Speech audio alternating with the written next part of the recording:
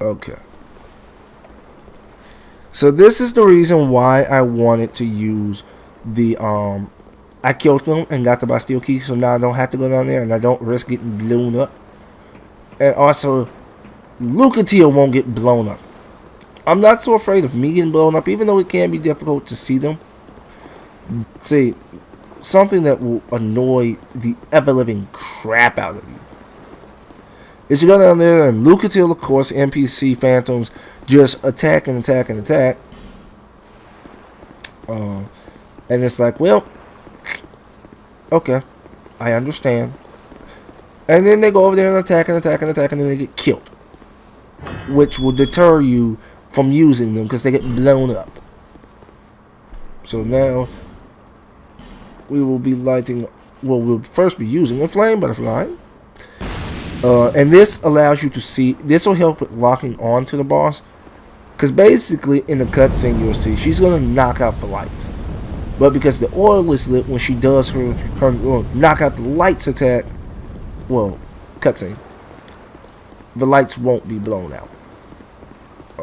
Which is useful. Like I said, I've done it both ways, with and without. So the first time I probably did it without because I didn't know it existed. The second time I probably did it with, and then the third time I did it without. I did it without once because I just didn't happen to have any torches. It's either I didn't have torches or I didn't have flame butterflies. It was one of those two. Although actually I need to redo my rings as well because there's no longer a reason for me to have some of these rings. And normally this is the way you would have to go. That's the way I went the first time because I didn't have the key. So, like I said, this is what you would have to do. That being said, let me switch my rings because I don't need that. What I would need is this, and usually I don't die on that fight, so I'm not too worried. Not to say that I can't die, because I have died before, but I'm not too afraid of dying now. Because, you know, after you've done something for so long, your fear of dying to it kind of ceases. And never get arrogant in this game. Never, oh, I can't die because I've beaten this 4 or 5 times. No. But, just keep your confidence. And one thing I usually do, if I do die to a boss that I don't think I would normally die to, I'll then put the ring on until I can go get the souls. If it's a boss I might die to, like Smelter Demon, 9 times out of 10, if I have souls worth keeping, or if I really want to stay human, I am going to I am going to use the ring.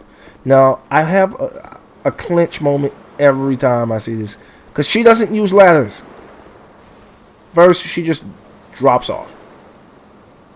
And then, over here, so I don't know if you're going to see it. You didn't really see it directly, but she just drops off. I'm going to move, because I don't really want her to... They run. I don't know why they always run, but they always run, no matter what. And I don't want her falling off. So, that being said, we can now have our nice boss encounter. I don't know, that was accidental. But we can have a nice boss encounter with the second old one, ancient one, forgotten one. And her name is the Last Sinner. Last Giant Lost Sinner. I always get those two mixed up. Now, her item descriptions tell you something. Kind of reminds me. See what I mean? Blows all the lights out. The lights that she has lit, but these lights has nothing to do. So now you can block, well, and keep locked on. She hits really, really fast and really, really sporadically, but you can. Her moves are telegraphed enough to where you can see it. Now, each of the bosses in Dark Souls 2 kind of takes homage to a boss in Dark Souls 1. the old Iron King is supposed to kind of represent Zeus. I mean, not Zeus. I call him Zeus, but Gwen. And he drops Gwen's soul. And the Four Kings, in a sense, because he's extremely arrogant, like the Four Kings were. That being said, come on.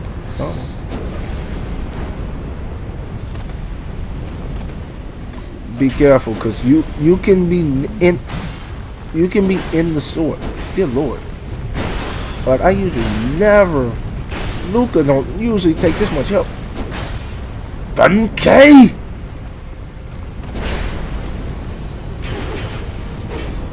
Move. Heal.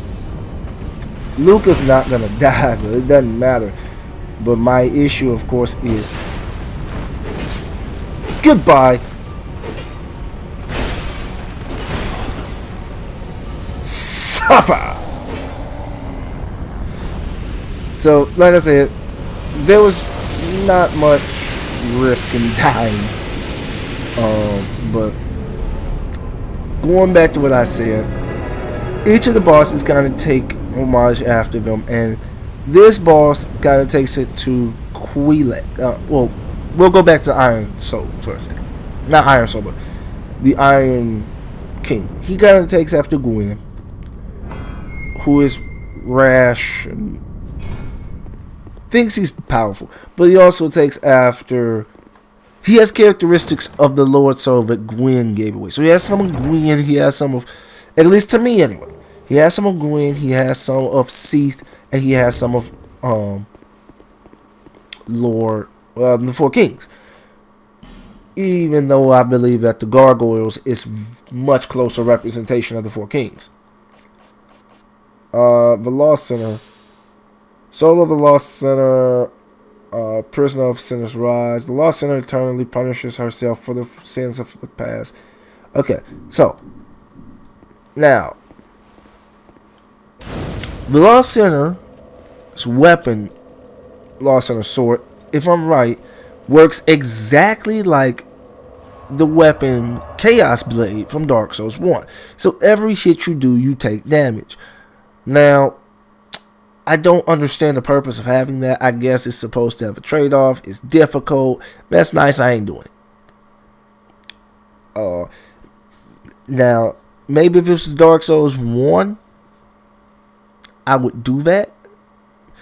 Because you would use one of the souls of Quelaag. Well, Quelaag is the name. Okay, I'm saying it wrong. She takes after the Witch of Izalith. Not Quelaag. Quelaag is one of the daughters of the Witch of Izalith. Sometimes I say it backwards. There were, I think, 7 sisters and 1 boy. Or 2 boys. 2 boys, I think. Because I think there's an NPC that attacks you right outside of the boss room for the Bed of Chaos, aka the Witch of Izalith.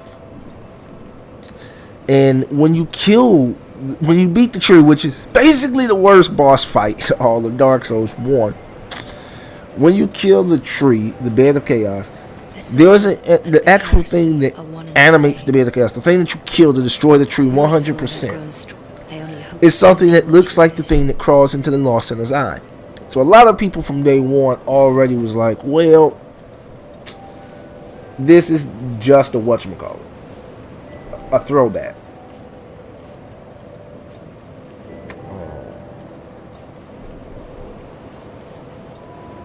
Could go 30 health.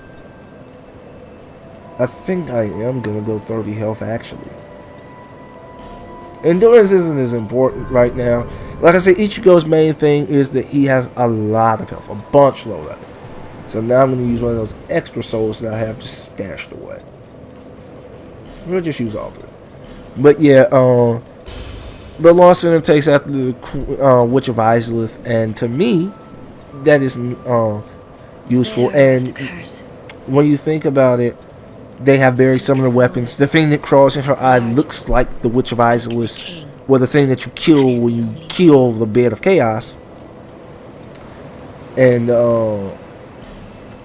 you know, like I said, the weapon does the same. It's kind of a give me. It's not really all that difficult. But then the next one, the other Lord Soul that you fight, Grave Lord Nito, which is awesome. His fight isn't necessarily difficult in Dark Souls, but I love his weapon, the Grave Lord Great Sword. Oh, it's awesome, and it's powerful, and it's toxic. Oh my goodness, I'm watching. I can't believe Green. I can't believe I just said that too. New England, come on, we cannot let Seattle win. This ain't no fort. Come on now. Anyway, like I was saying, oh, he's awesome. He has, and I like his spirit, his miracle, and all that. All in all, I like Gravelord Nito. And then you have Thief the Scaleless, which I don't really like as a boss, because you're mandated to die to him. And I will be doing a Dark Souls 1 playthrough as soon as Dark Souls 2 is beat. Gotta go back to my roots. And I already have a themed in store. Similar to this one, it will be a Dex Strength build. So I'm sorry for the recurrence of it. Again, he will be using a katana, but it won't be Ichigo this time. But there is another anime I was watching, and you can't really have a swordsman, and that's another thing with all the different builds. And at this point, it'll be an annotation saying that this is going to be a talk for about 3-4 minutes. So feel free to stop. But there's another character, I won't say his name yet, but in the anime society genre that I like, and you can't really pay homage to swordsman without paying homage to him. And to me, I've done a lot of different. There aren't a lot of swordsmen in anime. Well, period. You can take after. There are, but there isn't. I could do a legit knight build, knight playthrough. I could do a pirate-like playthrough, especially with this one with the scimitar and with Lucatiel's set similar, looking a lot like the pirates. But there's a lot of different builds per se you could do, but they're not like standout warriors. Ooh, was that interception? It was.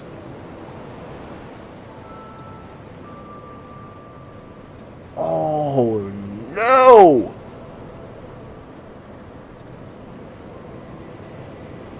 Oh, yes, that's a flag on the play. Come on, take it away. Do not let the interception count.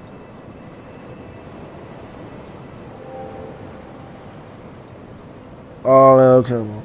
But yeah, like I was saying, there are different builds I have. So, like I said, I have a Zeus build in mind. I have a Witch Magi build in mind. I have a Zeus, like a throwback build, which is the one I used for the original Dark Souls.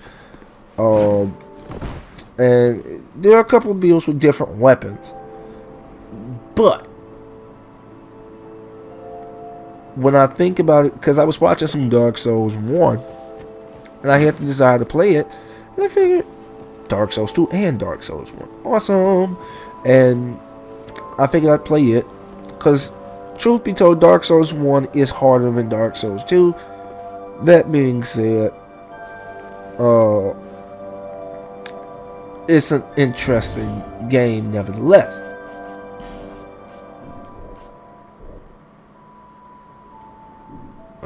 Wait. There we go.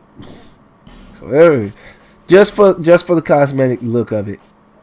No, iron arrows and wood now.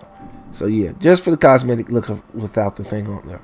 But yeah, and just I felt like it needed to be done.